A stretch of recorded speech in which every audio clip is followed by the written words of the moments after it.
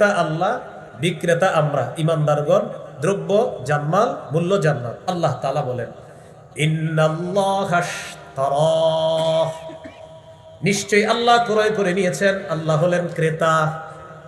মিনাল মুমিনিনা মুমিনদের থেকে মুমিনরা হলো বিক্রেতা। সুবহানাল্লাহ।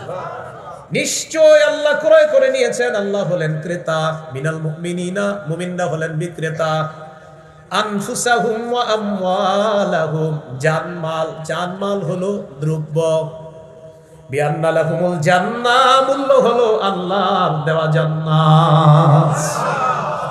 তাহলে এবার বলেন ক্রেতাকে, বিক্রেতা, দ্রব্য, মূল্য, একটা বাকি আছে কি? বাজার।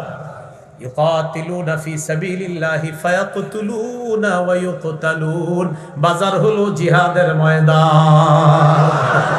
দেখছেন নি কত সুন্দর করে বলছি। আমরাও কিন্তু এইভাবে কেনা বেচা করি। হ্যাঁ, ক্রেতা, বিক্রেতা, দ্রব্য, মূল্য, বাজার। আল্লাহ তাআলা বলেন আমি আল্লাহ ক্রেতা, তোমরা ইমানদাররা বিক্রেতা। জানমাল হলো দ্রব্য, মূল্য আমি আল্লাহর দেওয়া জান্নাত। বাজার কোনটা জানো? জিহাদের ময়দান। লড়াই করবা, কাউকে জাহান্নামে পাঠাইবা, অথবা তোমরা শহীদ হয়ে যাবে।